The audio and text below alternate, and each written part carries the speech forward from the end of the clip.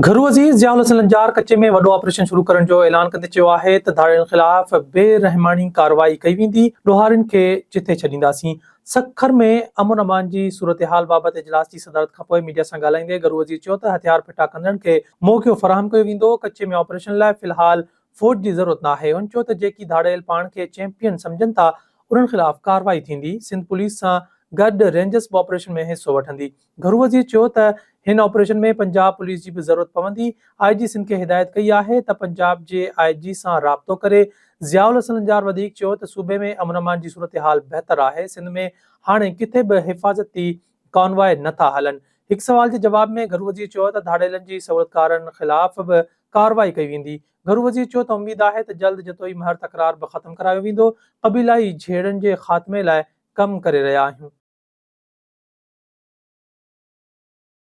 Sindh high court के chief justice Zafar Ahmad Rajput चयो है त सूबे के सरहदी इलाक़नि में अमन अमान जो वॾो मसलो है।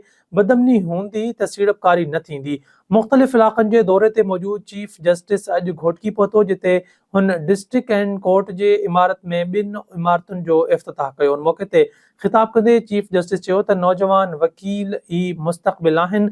ईमानदारी सां मेहनत कनि। डिजिटल दौर में नौजवाननि वटि वधीक मौक़िया आहिनि। हुन चयो त अॼु मां चीफ जस्टिस आहियां, सुभाणे को ॿियो हूंदो। सरहदी इलाक़नि में अमन अमान जो वॾो मसलो आहे। बदमनी थींदी त सीड़पकारी न ईंदी। इंतज़ामिया अमन अमान बहितर बणाए। चीफ जस्टिस जो वधीक चवणु हो त जजिस जी खोट जल्द पूरी थींदी। घोटकी में क्लर्क ऐं लोअर स्टाफ भी भर्ती थींदा। अदालतुनि में ई लाइब्रेरी ऐं सोलर सिस्टम ॾिठो वेंदो। बार एसोसिएशन खे भी ई लाइब्रेरी ॾिनी वेंदी। चीफ जस्टिस ज़फ़र अहमद राजपूत जो चवणु हो त मीरपुर माथेलो, डहरकी ऐं ओबावड़ो में सहूलतूं फराहम कयूं वेंदियूं। Chief justice of Pakistan J vision ते अमल जारी है। सिंध हाई कोर्ट के चीफ जस्टिस ज़फ़र राजपूत जी घोटकी आमद वक्त सहाफ़ी नसरुल्ला गडानी के कातिलनि जी गिरफ़्तारी लाइ वारसन एहतजाज कयो। भाउ याकूब गडानी ऐं ॿियनि चयो त 2 साल गुज़री विया आहिनि पर पुलिस नसरुल्ला गडानी जे कातिलनि खे गिरफ़्तार नाहे कयो। चीफ जस्टिस नोटिस वठी पुलिस के हुक्म जारी करे। सीनियर वज़ीर शर्जील इनाम मेमन चयो है त केपी जे वॾे वज़ीर के सिंध में भली कार चऊं था। सुहेल अफरीदी के प्रोटोकॉल ॾिनो वेंदो। कराची प्रेस क्लब में मीडिया सां ॻाल्हाईंदे शर्जील इनाम मेमन चयो त जेकॾहिं केपी जो वॾो वज़ीर सिंध में सियासी सरगर्मी लाइ अची रहियो आहे त खेसि भली कार करियूं था।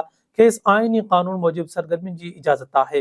हुन चयो त असांखे रुगो तहरीक इंसाफ़ जी सियासत जे तरीक़ेकार ते एतिराज़ आहे।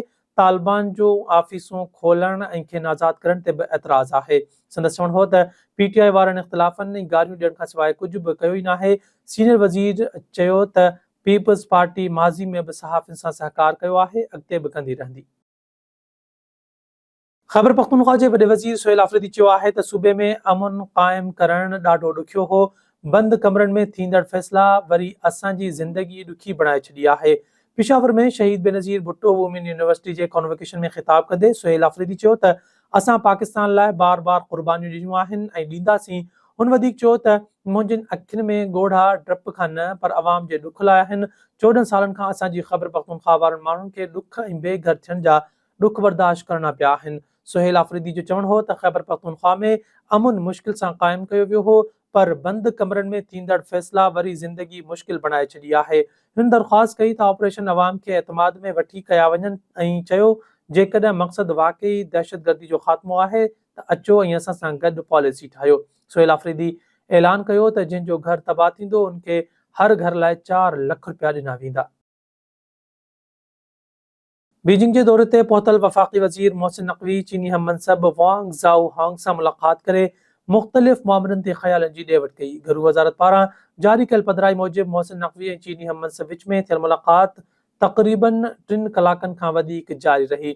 मुलाक़ात दौरान पाकिस्तान ऐं चीन जे बितरफ़ी लाॻापनि, दहशतगर्दी ख़िलाफ़ गॾियल कोशिशुनि, पुलिस ट्रेनिंग एक्सचेंज प्रोग्राम ऐं ॿियनि मुफ़ादनि ते तफ़सीली ॻाल्हि ॿोल्हि कई वई। ॿिन्ही वज़ीरनि इत्तिफ़ाक़ कयो त गॾियल कमु कंदड़ ग्रुप जूं मुलाक़ातूं हर 3 महीननि में थींदियूं। उनखां अलावा घरू वज़ारत जी सतह ते 1 साल में 1 भेरो मुलाक़ात थींदी। चीनी घरू वज़ीर पाकिस्तान में दहशतगर्दी ऐं अंदरूनी सिक्योरिटी लाइ कयल कोशिशुनि जी वाखाण में चयो त पाकिस्तान जी क़ुर्बानियूं दहशतगर्दी ख़िलाफ़ जंग में क़ाबिल क़दर आहिनि। ॿिन्ही वज़ीरनि दहशतगर्दी ऐं ॾोहनि ख़िलाफ़ गॾियल ऐं फ़ौरी रद्द अमल जे निज़ाम खे वधीक असराइतो बणाइण ऐं पुलिस जी सलाहियत वधाइण लाइ ट्रेनिंग एक्सचेंज प्रोग्राम जो दायरो वधाइण ते इत्तिफ़ाक़ कयो। वफ़ाक़ी घरू वज़ीर मोहसिन नक़वी ज़ोर ॾिनो त तरबियत जे ज़रिए ॿिन्ही मुल्कनि पुलिस ऐं इदारनि ऐं तजुर्बनि ऐं मालूमात जी ॾे वठि खे यक़ीनी बणायो वञे।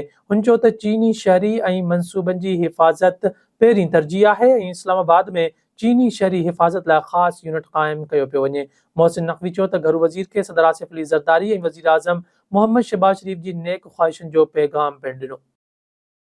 दिल जे इलाज वारी अस्पताल NICVD में मुबैना तौर बेज़ाब्तियूं साम्हूं आयूं आहिनि। ऑडिट रिपोर्ट में कहिड़ा इंकशाफ साम्हूं आया आहिनि, वीडियो लिंक ते मौजूदु आहे। कराची मां मोहसिन ख़ासि कैदी। जी बिल्कुलु, दिल जे बीमारियुनि वारी अस्पताल NICVD में जेको आहे उहो अरबें रुपयनि जी माली बेज़ाब्तिगियुनि जो जेको आहे उहो इंकशाफ थियो आहे। अहिड़ो इंकशाफ जेको आहे डायरेक्टर जनरल ऑडिट सिंध जी रिपोर्ट जेका आहे साल 2024-25 जी उन में पधिरो कयो आहे। NICVD कराची में थींदड़ जेका मुबैना अरबें रुपयनि जी करप्शन आहे उहा हिन रिपोर्ट में ज़ाहिर कई वई आहे, जंहिंमें जेको जणायो वियो आहे त एग्ज़ीक्यूटिव डायरेक्टर नाजाइज़ ऐं सर्विस ज़ाब्तनि जी संगीन ख़िलाफ़वर्ज़ी कई आहे। पघारनि जो तइन जो जेको आहे वाज़े मयार न हुजण सबबि जेको आहे इदारे जे सरबराह इख्तियारनि जो नाजाइज़ इस्तेमालु कयो आहे। जॾहिं त इदारे में कमु कंदड़ जेके मुलाज़िम आहिनि उन्हनि खे वधीक पघारूं जारी करे 480 करोड़ ऐं 70 लख रुपया इदारे खे नुक़सानु पहुचायो वियो आहे। जॾहिं त दवाउनि जी ख़रीदारीअ में बि जेको आहे 56 करोड़ 90 लख रुपयनि खां वधीक जेके आहिनि उहे बेज़ाब्तिगियूं साम्हूं आयूं आहिनि। जॾहिं त मरीज़नि लाइ असिस्टेंट्स जारी करण ऐं इस्तेमालु करण में जेको आहे 47 करोड़ 70 लख खां वधीक आहिनि उहा बेक़ाइदियूं साम्हूं आयूं आहिनि। जॾहिं त ज़ाब्तनि जी ख़िलाफ़वर्ज़ी कंदे एग्ज़ीक्यूटिव डायरेक्टर जेको आहे उहो मुलाज़िमनि खे अलाउंस जी मद में 419 करोड़ 10 लख रुपयनि खां वधीक जेका आहे उहा रक़म आहे उहा अदा कई आहे। जॾहिं सीनियरिटी लिस्ट में बि जेको आहे सीनियर मुलाज़िम आहिनि इदारे जा उन्हनि खे नज़रअंदाज़ कंदे मनपसंद माण्हुनि खे जेको आहे तरक़ियूं ॾिनियूं वयूं आहिनि। अहिड़ो इंकशाफ जेको आहे डायरेक्टर जनरल ऑडिट जेको सिंध आहे उन साल 2024-25 जी जेका ऑडिट आहे उन में जेके आहिनि इहे समूरनि पैराउनि में जेको आहे तफ़सीली ज़िक्र जेको आहे उन में ॼाणायो आहे। जॾहिं त NICVD में मुबैना तौर ते जेको आहे हिन वक़्त ताईं जेके आहिनि अरबें रुपयनि जी करप्शन जा जेके आहिनि उहे इंकशाफ साम्हूं आया आहिनि। इन समूरे मामले ते जॾहिं असां NICVD जे तर्जुमान खां मौक़ुफ़ वठण जी कोशिशि कई त हुननि जेको आहे पंहिंजे मौक़ुफ़ ॾियण सां चयो त ऑडिट पैरा जो जेको मक़सदु आहे उहो आहे त असां पंहिंजो जेको जवाबु आहे उहो डायरेक्टर जेको आहे ऑडिट सिंध वटि जेको आहे उन वटि असीं जमा कराईंदासीं। जॾहिं त NICVD जेका आहे उहा सिंध अंदरि जेका मरीज़नि जी बहितरी लाइ जेको आहे कमु करे रहे पई। हिते पूरे पाकिस्तान मां जेके लखनि जी तइदाद में जेके आहिनि उहे माण्हू अची हिते पंहिंजो इलाजु कराइनि था। जॾहिं त हुननि इहो ई चवणु आहे त हीअ जेके इल्ज़ाम लॻाया आहिनि उहे समूरा इल्ज़ाम जेके आहिनि उहे बेबुनियाद आहिनि। जी उस्मान शाह हुड़ी वेझो चौथी टेप बॉल टूर्नामेंट मुनक़िद कई वई। रिपोर्ट करे रहियो आहे इरफान अली साहिवाल। उस्मान शाह वड़ी बरसा समाजी बुराइनि जी ख़ात्मे मक़ामी टैलेंट खे हथी ॾियण लाइ चौथो आख़ून Khair Mohammad Siddique tape ball tournament पुॼण ते पहुतो, जंहिंमें सिटी ऐं विलेज जी टीमनि विच में मुक़ाबले बाद फाइनल में मीरपुर ख़ास ऐं आख़ून स्पोर्ट्स सोभारी थी। उन मौक़े ते MC टनोलियार जे चेयरमैन सैयद समर अब्बास शाह, मीरपुर ख़ास खां आयल महिमान मीर समीर टारपुर पारां कामयाबी माणंदड़ टीमनि खे विनर ट्रॉफी ऐं कैश इनामनि सां नवाज़ियो। उन मौक़े ते रांदीगरनि WTN न्यूज़ सां ॻाल्हाईंदे चयो त इहो हिकिड़ो हेल्दी हिकिड़ी एक्टिविटी आहे, हिकिड़ो चैलेंजिंग जंहिंमें जेको टैलेंट जेको असां हिडन जेको आहे टंडोलियार जो उहो ज़ाहिर थो थिए। ऐं चवां थो अहिड़ी एक्टिविटी थियणु घुरिजनि ताकी हितां खां ई टैलेंट जेको असांजो निकिरे उहो ॿाहिरि वञी इंटरनेशनल लेवल ते वञी रिप्रेज़ेंट करे पाकिस्तान खे। जीअं त पाकिस्तान में PSL थींदियूं आहिनि त उन्हनि में बि हितां खां ई असीं टैलेंटेड पंहिंजा माण्हू मोकिलियूं। चवां थो त अहिड़ी हेल्दी एक्टिविटी थियणु घुरिजनि ऐं हिकिड़ी सुठी आहे। हिन में तव्हां हिकिड़ी मेंटल ऐं फिज़िकल जेको आहे न फिटनेस लाइ अहिड़ी एक्टिविटीज़ लाज़मी हुजणु घुरिजनि। मूंसां जमाड़ी खे जस ॾियां थो जो इन ॻोठ जे इलाइक़े सां माना पसमानदा इलाइक़े में अहिड़ा टूर्नामेंट लॻाए थो जेका नई टैलेंट आहे, जेका ॿाहिरि जा दोस्त क्रिकेटर अची खेॾनि था ऐं नए टैलेंट खे उजागर करण लाइ जस ॾियां थो मूंसां जमाड़ी खे। बिल्कुलु असांजो असल में इहो ई हो त ॿार जे टैलेंट खे उजागर करियूं, इन ई करे असां टूर्नामेंट रखायो आहे। उन ई करे असां 2 पूल रखिया, हिकिड़ो सिटी लेवल जो, ॿियो विलेज लेवल जो। विलेज लेवल जे लाइ ख़ासि तौर ते इन ई करे असां सिटी लेवल खे सुनूं त जीअं उहे वॾा खिलाड़ी ॾिसनि ऐं हुननि खे बि शौक़ु जाॻे त पंहिंजो टैलेंट शो कनि। असांजी इहा ई नंढी कोशिशि हुई। बिल्कुलु मूसा भाई असांखे पाण मुहैया कयो ऐं सुठी कोशिशि आहे। मूसा भाई जी टूर्नामेंट करायो अथसि, पंहिंजो जेब मां ख़र्च करे पोइ फ्री ऑफ कॉस्ट टूर्नामेंट हो। सुठी कोशिशि मूसा भाई जी। असां टूर्नामेंट कमेटी जा मेंबर हुआसीं, असां पूरी कोशिशि कई आहे त जीअं ॿारहाड़ी जो टैलेंट मथे अचे। रांदीगरनि अॻुवाणी जा तव्हां वीचार ॿुधा। कैमरा टीम सां गॾु इरफान अली साहिवाल, WTN उस्मान शाह हुड़ी। नज़ीर शहदाद कोर्ट में बदअमनी ख़िलाफ़ शहरियुनि एहतिजाजी मुज़ाहिरो करे दाहियो आहे त हू निधणका थी विया आहिनि। ॾींहं ॾिठे जूं फुरूं थी रहियूं आहिनि। पुलिस जी रिट नज़र ई नथी अचे। रिपोर्ट करे रहियो आहे बाबू रसूल बख़्श खोसो।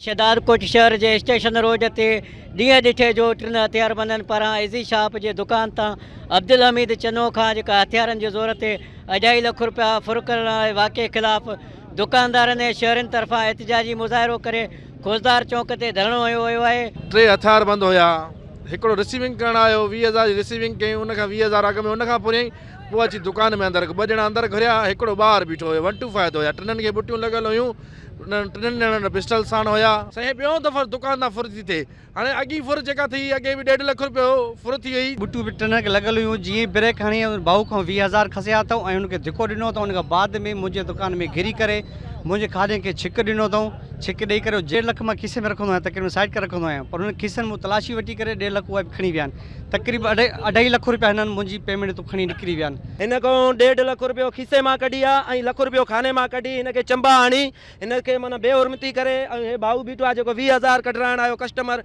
उन खां बि खसे। असां ॾियारी कमाइण वारा उन्हनि खां जेके मोबाइलियूं फुरचनि ऐं पैसा फुरचनि, उहो छा गुज़रंदी हूंदी उन्हनि जे दिलि। मूंखां पैसा खसे करे धिको ॾेई वरी अंदरि गिरिया अब्दुल हमीद खां, जंहिं मां लख रुपयो खाने मां कढियो ऐं 1.5 लख रुपयो हुनजे खीसे मां कढी।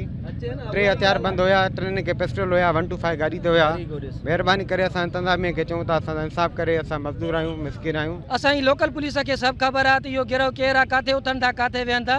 तंहिंजे करे SP खे असां अर्ज़ु कंदासीं त इन ते हिकिड़ो नोटिस वठी ऐं साख़ जेका दुकानदारनि उन्हनि खे तहफ़ुज़ ॾिनो। कैमरा टीम सां गॾु बाबू रसूल बख्श कोसो, WTN शहदादकोट।